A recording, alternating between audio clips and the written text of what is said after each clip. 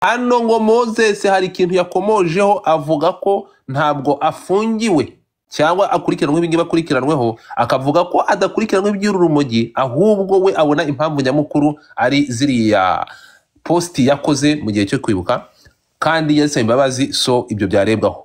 Bakavuga hano ko umushinjacyaha cyangwa abashinjacyaha bahise bavuga ati ni byiza ubwo abyivugiye ko hari n'ibindi byaha yakoze akabisabira imbabazi, ahubwo urukiko rwasesengura ibi bintu niba byarabaye koko nabyo akabikurikiranwaho. Nuvuga ngo niwe wisabiye cyangwa yiyongereye ibindi byaha. Iki kintu cyo gukwirakwiza cyangwa cyo gutunda, iri jambo gutunda ndashaka kugira ngo muze kugira ukuntu murimbwiraho. Gutunda dufite abantu erega uyu munsi inkiko zabaye inkiko, ntabwo ari Moses wenyine, turaza ku bindi muryango biroroshye. Osoki numvise mu rukiko ubushinjacyaha buvuga yuko icyo waba utwaye uko cyaba kingana kose, ko bamubwiraga bati wewe wiyemerera ko ayo magarama 2 wayavanye muri Kenya, bivuga rero ko wakoze transportation, ni ugutwara.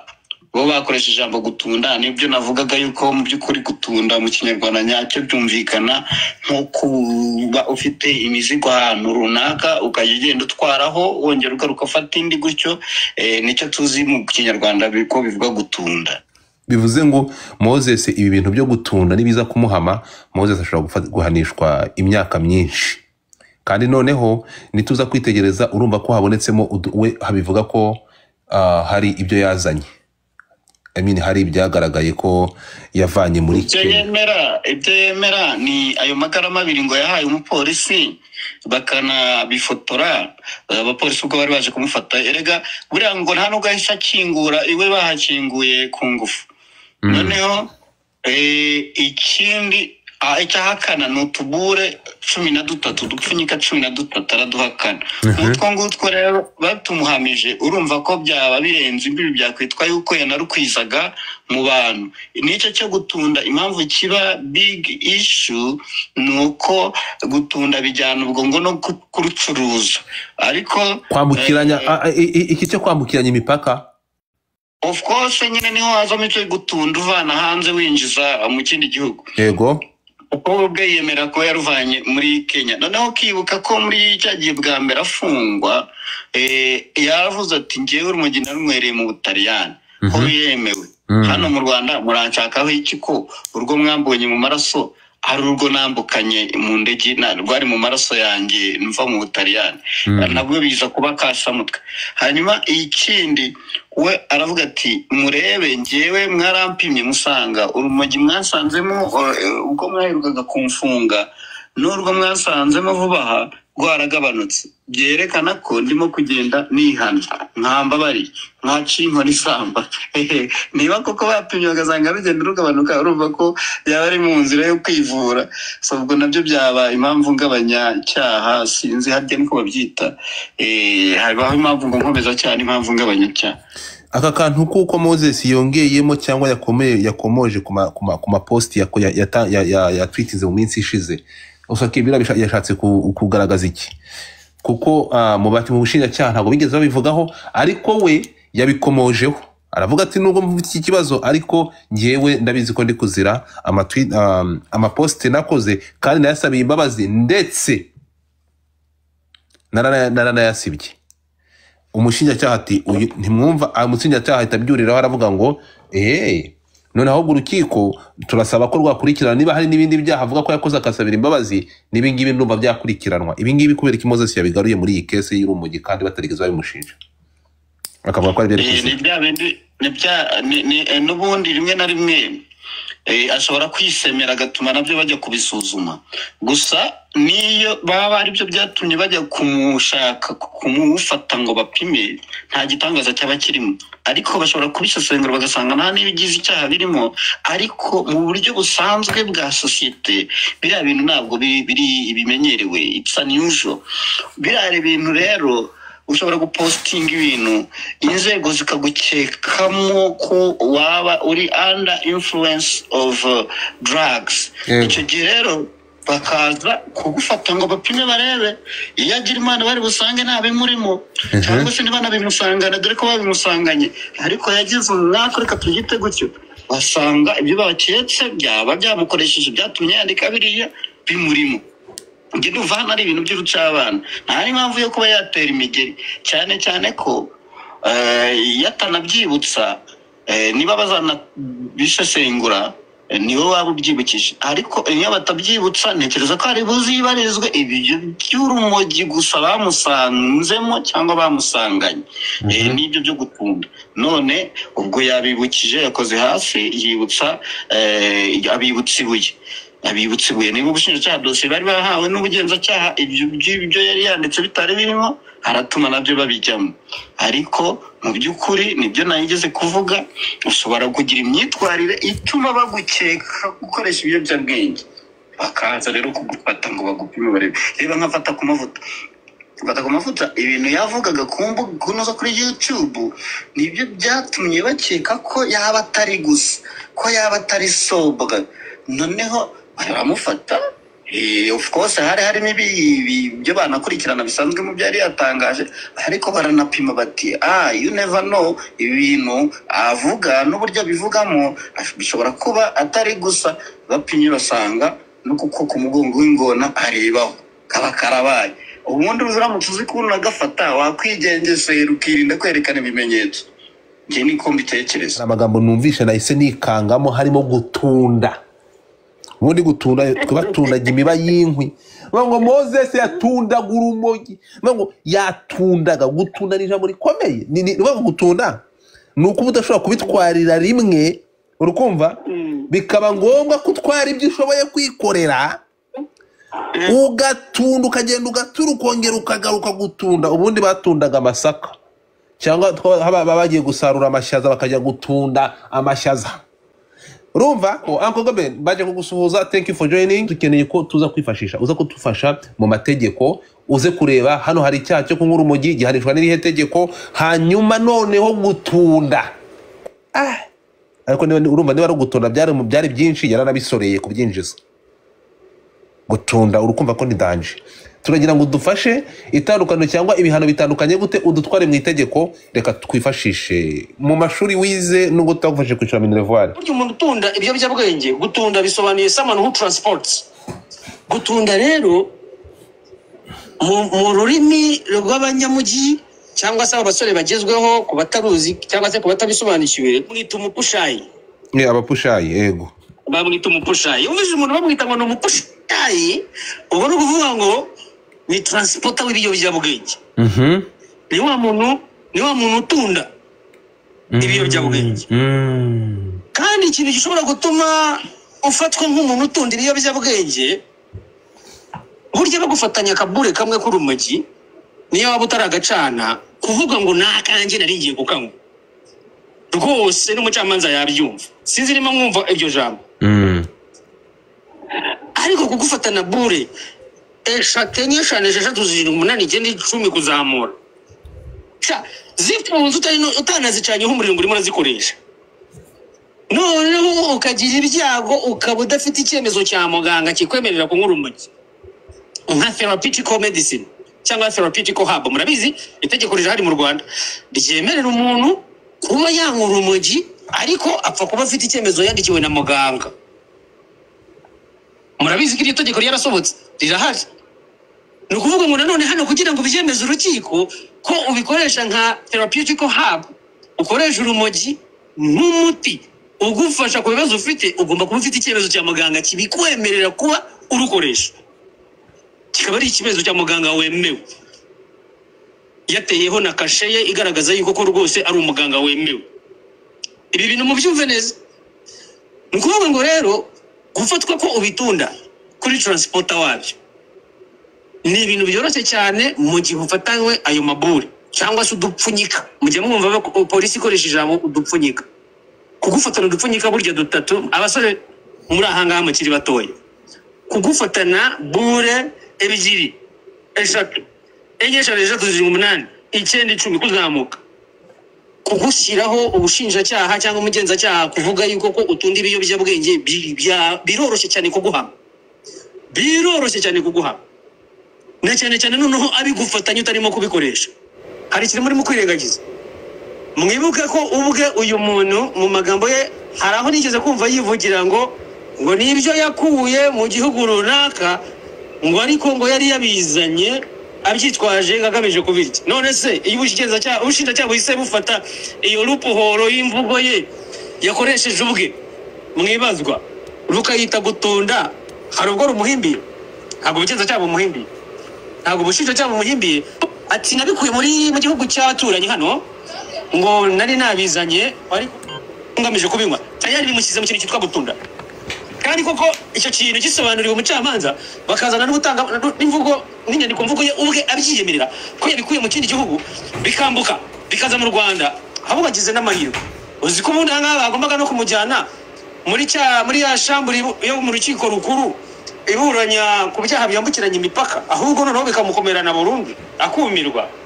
So ntabwo ushaka kuvuga about the outcome, nshatse kubagaragariza yuko procedure y'ubugenzacyaha n'ubushinjacyaha nta makosa hano yakoze, ntabwo yamuhimbiye ibyaha, kuko nawe ubwe hari imvugo ze twiyumviye nizo twiyumviye uyu munsi ko hari aho akoresha yuko ko ngo izo bure bamufatanye ibyo nazivuze mu magarama yewe, uti ngo zingana amagarama gutya. Iyo utangira no kuvuga ngo zari zifite amagarama angana gutya, ukaba uri mu kubibwira umucamanza ujijutse, atanavuga ata kumbarana azi no kubipima, azi no kubipima, wasanga azi no kubikora. You see what you are trying to, ijambo rimwe uvuga uri mu kwikinira rishobora kugukoreshwaho nka loophole mu bugenzacyaha n'ubushinjacyaha, icyo witaga ikintu cyoroshye kikakubera ikintu gikomeye. Niyo mpamvu we azi ko maximum punishment yo kunywa urumogi ari 2 years. Niyo mpamvu yatangiye yemera yuko arunywa, kugira ngo urukiko rubifate ko maximum punishment rwamuha ari 2 years. Ariko akibagirwa imvugo yakoresheje, nabikuye Kenya mbizana mu Rwanda. Urumva byonyine kuba hari amayeri azi akoresha yo kubivana mu gihugu cya Kenya bikaza mu Rwanda bitabaye detected, that's an aggravating circumstance. Aho niho hazira ijambo gutunda. So be careful guys. Thank you so much for giving me this time and for listening. Umvaye ntiwongeye kure kuko dufite n'umuntu ufungiye ubushoreke no guturugo. Ibyo nabigomba kubidufasha mu kubisobanukirwa, sibyo Godfather? Reka nyivugeho mu buryo bwihuse. Umuntu sindi buvuge mu mazina. Muri ibyo ngibyo muri Mabuso, cyo twabonaga umuntu babifungiye, twavugaga yuko yazize imashini. Tubyita ubundi mu rurimi rw'abanyamabuso imfungwa n'abagororwa baravuga ati yazize imashini. Rero nta kintu cya mbere gisuzuguritse muri Mabuso gitesha agaciro umufungwa cyangwa umugororwa nko kuvuga ngo yazize imashini. Iyo uvuze uti nazize imashini, yubu mana yanjye sha bagukoresha imirimo yose kumesera izindi mfungwa n'abagororwa, ntabwo baba bakitaye kuri n'umubazi gufite amafaranga. Urumva bakuraza higiriya aho bita mu Kiderenga, urumva n'abari imyanda nyine cyane. Ushobora kujya ahantu bita mu Kiyovu mu bakire kuzira imashini. Gusa mbere na mbere nubwo narimbiza arimo mpanuka burage gaciyemo gato ko bisobanura angogobi. Yego ko numva uwo muntu abarenganye kuko bavuga yuko iki nta mugabo wakirenganyiriza undi ngo ni bya byago nyine umugabo wese ashobora kugwamo. Yego ndabyumva, ariko reka twumvikana. Ingingo ya 29 y'itegeko nshinga ibisobanura neza, ivuga yuko nta muntu ukurikiranwa ku kintu icyo ari cyo cyose kitafatwaho ko ari icyaha mu gihugu cyangwa se mu mategeko mpuzamahanga u Rwanda rufiteho umukono. Ni ukuvuga ngo nta munyarwanda ushobora gukurikiranwa cyangwa se umunyamahanga ushobora gukurikiranwa hano mu Rwanda ku kintu kidafatwaho yuko atari icyaha cyemejwe mu mategeko y'u Rwanda. Ni ukuvuga ikintu kitari mu mategeko y'u Rwanda kandi ayo mategeko akaba akoreshwa mu Rwanda, ariko icyo kintu kikaba kitarimo, kititwa ko ari icyaha.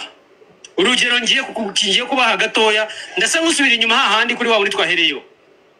Niyo mpamvu mubona muri dosiye ye ntabwo harimo ngo gutuka umukuru w'igihugu, kubera yuko gutuka umukuru w'igihugu wa Repubulika y'u Rwanda ubwe nibo baje arabyisabira mu kiganiro yari yagiranye n'abaturage n'abayobozi bose bari bahari. Arababwira ati ngewe ndifuza yuko iyo ngingo ivamo. ndumva iyo ngingo irimo ibangama ntiyagakwiye kuba icyaha, tuzajya tubikemura mu muco muri za nama zo mu muryango, niho tuzajya tubikemurira. Umuntu watutse umukuru w'igihugu tuzajya tumucyaha, ariko ntabwo ari icyaha agomba gukurikiranwa. Niyo mpamvu mubona uriya muntu atarimo gukurikiranwaho ibyo bintu nk'icyaha, kubera yuko byavuyeho, ntabwo bikiri icyaha. Aho ngaho turahavuye. Reka tugaruke rero kuri aba ngabo. Ese abantu bakuru badafitanye amasano, abantu bakuru badafitanye imiziro ibabuza yuko ko baryamana bagakora imibonano mpuzabitsina nk'abantu bafitanye amasano nyine abavandimwe, kugeza ku gisanira bya bindi bajya bavuga iyo mugiye gushyingirwa, murabizi ni igisanira cya karindwi. Iyo ari abantu bakuru badafite imiziro yuko umwe cyangwa bombi bashyingiranywe n'abandi bantu, abo bantu kuba baryamana bagakora imibonano mpuzabitsina ku bushake bwabo babyumvikanyeho, ntabwo ari icyaha mu Rwanda. Ibyo bintu murabizi, ntabwo ari icyaha. Icyo cyaha ntabwo gihari mu Rwanda gihana abo bantu, ariko biba ryari icyaha? Biba icyaha iyo hari imiziro. Cyane cyane reka dusikiye kuri icyo cyaha mwari muvuzeho, iyo hari imiziro nk'iyo ngiyo, umwe muri bo mu bantu babiri bagiye gusambana, umwe muri bo afite umugore cyangwa umugabo w'isezerano basezeranye ku murenge, cyangwa se bombi basezeranye ku murenge ariko n'abandi bantu batari bo bombi ubwabo, icyo gihe nibwo biba icyaha. Ese biba icyaha ryari?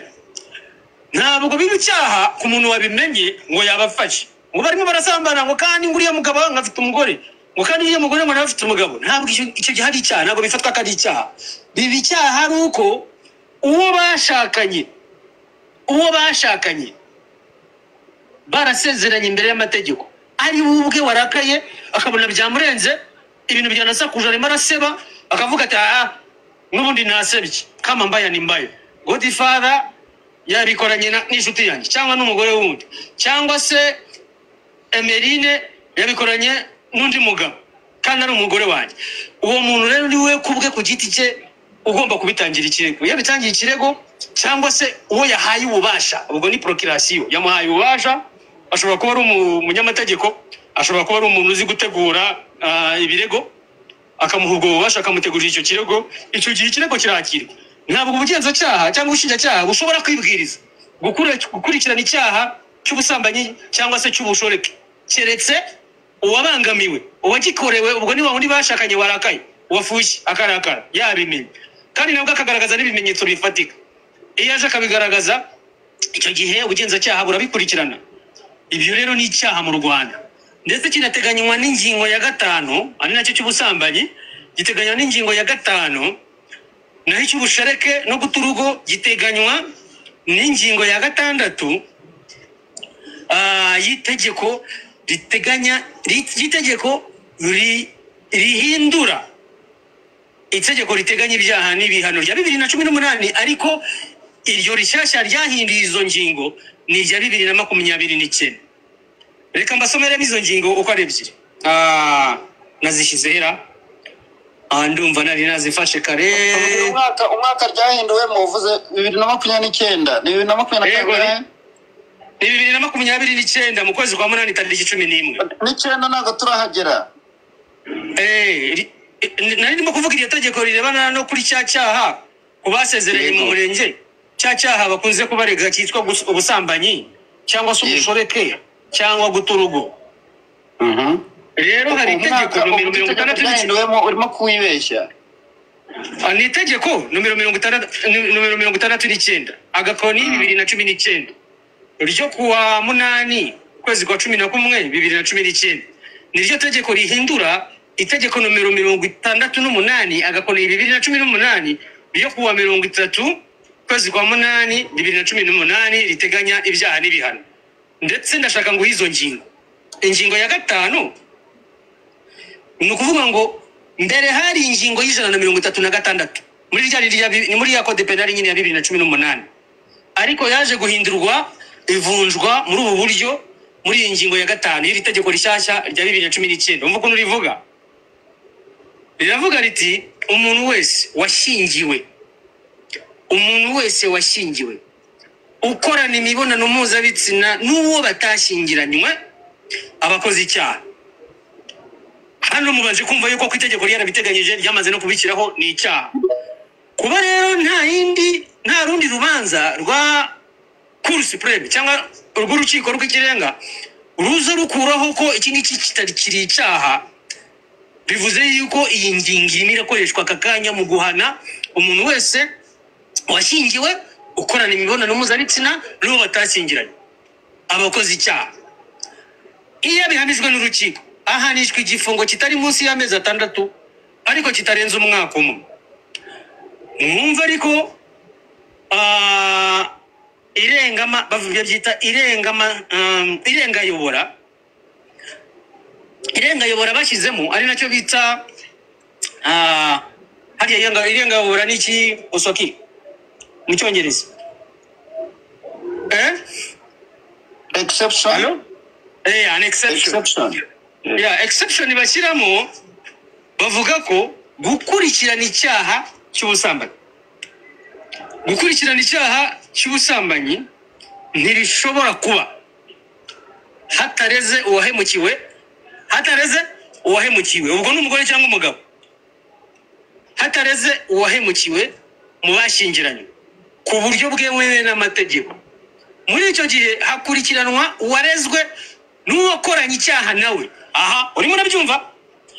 Niba rero umugore areze umugabo ko afite undi muntu basambana, niba umugabo areze umugore ko afite undi mugabo basambana, muri iki gihe hari ibintu byateye by'abahuje ibitsina banabikorana. Niba umugabo areze umugore ko hari undi mugore mugenzi we bahuje igitsina basambana, niba umugore areze umugabo ko hari undi mugabo bahuje ibitsina basambana, ukabona ko mukongeremo. Sawa? Ibyo byose bifatwa nk'icyaha cy'ubusambanyi, gihanishwa minimum amezi 6, maximum n'umwaka umwe. Ariko kugira ngo gikurikiranwe nuko uwagikorewe uwahemukiwe niwe ugomba kubyitangira mu buryo bwemewe n'amategeko. Kandi muri icyo gihe hakurikiranwa umugabo we cyangwa se umugore we yareze, hakanakurikiranwa na wa wundi basambanye.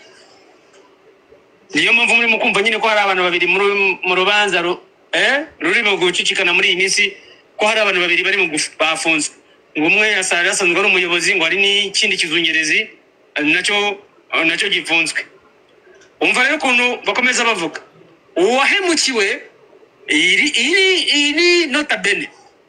Mwumve iyi nota bene, aravuga hati uwahemukiwe ashobora gusaba guhagarika ikurikirana ry'urubanza aho rwaba rugeze hose iyo yisubiyeho akareka ikirego cye. Ukureka urubanza cyangwa irangiza ryarwo bigira ingaruka no kuwakoranye icyaha n'uregwa. Ni ukuvuga ngo niba umugabo agira impuhwe ababariye wa mugore we yashinjaga icyaha cyo gusambana, cyangwa se niba umugore ababariye wa mugabo we yashinjaga icyaha cyo gusambana, iyo amubabariye agakoraho ikirego, ibyo bigira ingaruka no kuri wa wundi bari bafunganye nawe, burya abababariwe nawe burya ahita ababarirwa. Aha ngaha ni ku cyaha cyo gusambana. Ariko akenshi umugabo iyo bamureze cyaha cy'ubusambanyi ahita hiyongeramo ikindi, ahita hazamo ubushoreke no guturuka. Ibyo byo murabizi cyane cyane ku bagabo. Ubundi mugabo ufite umugore ahantu runaka yakodeshereje inzu cyangwa aho bajya gukodesha icyumba mu ihoteli ahantu runaka, barabigize akamenyero 1, 2, 3, ibyo rero bivamo n'ikindi cyaha cyitwa guturuka cyangwa se ubushoreke, ko yamugize umugore we. Icyo cyaha cy'ubushoreke nacyo condition abasomeye muri ku cy'ubusambanyi nabyo ni kimwe, ndetse n'ibihano it's 6 months to 1 year. Ariko urumva nyine harimo n'izindi ngaruka zikomeye. Mwibuke Osoki, wibuke mu mpamvu zituma abashyingiranywe byemewe n'amategeko umwe ashobora gusaba gatanya kandi bikaba byemewe automatically, ni uguprovinga yuko ko mugenzi we afite icyaha gisebeje yakoze. Kandi mu byaha bisebeje bimuteshereza agaciro n'icyubahiro harimo kuba arega umugabo we cyangwa arega umugore we ko yasambanye n'undi muntu kanaka. Iyo ngiyo ni automatic divorce. Noneho ntabwo kitegereza yuko ko bazagufungura. Iyo divorce rwose bayiburana wowe ufunze uri mageragere muri amezi ya 6 kugeza ku mwaka, ujya kuvayo rwose n'imitungo barayigabanye. Urumva ujya kugera hanze rwose we baranakunaze hanze, n'utwaye baratubikije kwa mudugudu cyangwa muvandimwe baye niba baraje kudutora. So bagabo bagenzi banjye nanjye mu by'ukuri twigengesere kuko kuzira imashini uretse n'ubwo gisebeje hano hanze ndakurahiye iyo ugeze muri mabusu iyo ugeze muri gereza imfungwa zirakumyuzura ziguhinshi ziraguhondagura urumva zirakumyuzura ziraguhondagura kubwo kuzira imashini rero ndabinginze icyo kintu rwose twese hamwe twirinde bene ibyo byaha bisuzuguritse kandi bisebeje sibyo nibyo ngibyo nifuzaga kuganira namwe uyu mugoroba mwakoze ko mu mwanya wanyu utagenda abantu bakubaza ibibazo Godfather urahari mwene Karangwa kuri cost wazamuye abantu bakabaza ibibazo umuhanga so naho ubundi iriya dosiye y'ahahoze ibwami icyicaro cy'ubwami amakuru meruka kubaza nuko bambwiye ko ikizongereza kitari gifunze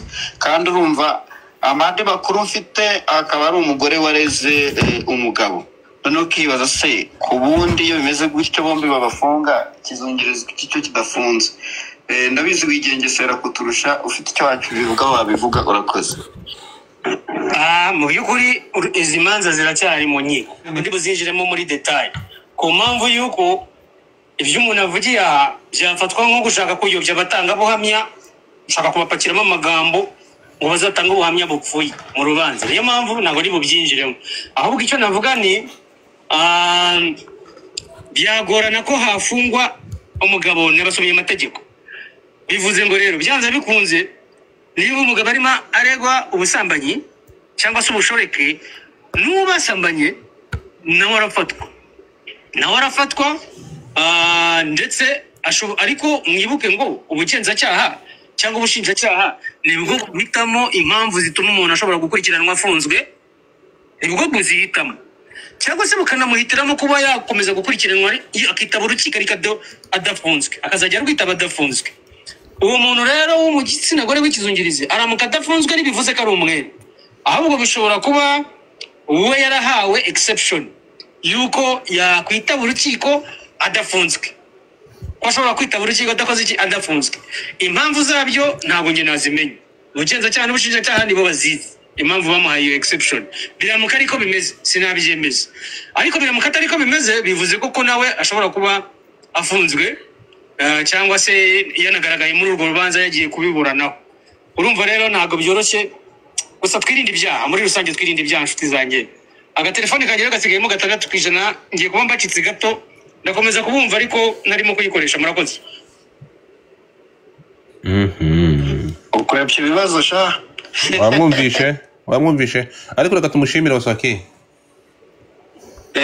rwose ngenda mushimira cyane iyo arimo kuvuga ntabwo nkuraho ni mpita numva nanakwishyura amafaranga y'ishuri kuko ntabwo nagize umugisha wo kwiga amategeko kereka introduction ntoya naho ubundi anko arasoma afite n'ubwonko bukora kurusha ya mashini twavugaga ngayo nguko